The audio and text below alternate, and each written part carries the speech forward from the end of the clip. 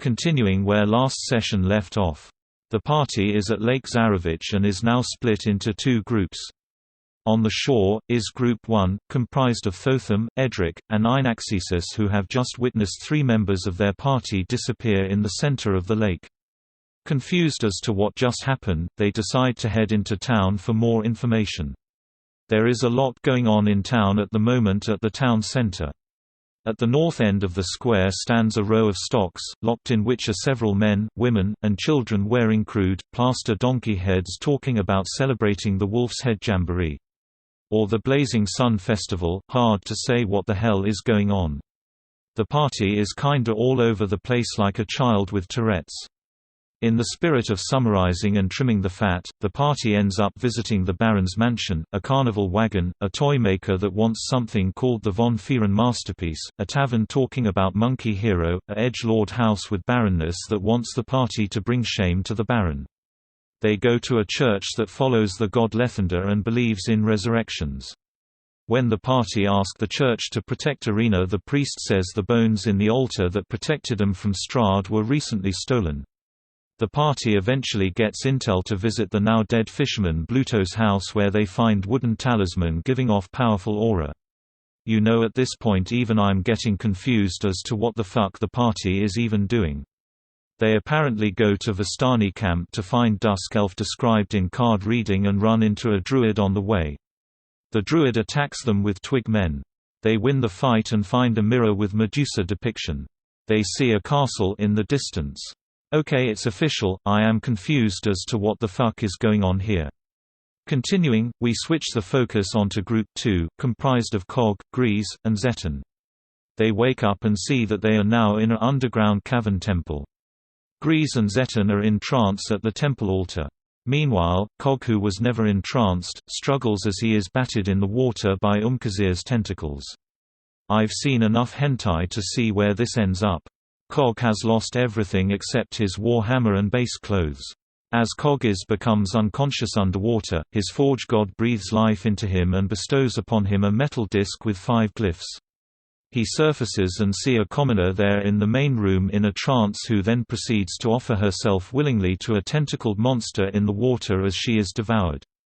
Grease and Zeton remain in trance. Cog slaps Zeton. Doesn't work. He holds up the disc to them and it works. Each time it reacts to each person, a glyph on the disc disappears. Out of the bag that the party saw the fisherman drop in the water previously comes a young 7-year-old girl. Her name is Arabelle and she is dressed in Vistani attire. They take the girl, and proceeds on one of the paths away from the water. Entering through the tunnel, they come upon more entranced people with one woman in cult robes with her senses. They attempt to stealth. A fight eventually happens, they kill the cult woman. They find on her an amulet that appears as a near-shapeless mass, but while it is still, it appears to be moving. This strikes you as something only heard of in Forbidden Tales, a relic of a being known as Ycknornus. Grease scouts the paths ahead while party take a short rest. One path is filled with bats, the other has a sleeping giant Grick. Party chooses the Grick path, Grease parkours off the wall around the Grick. Cog tries to parkour as well but fails and wakes up the worm. Fight ensues, and soon enough the party realizes that this is an uphill battle they will not win.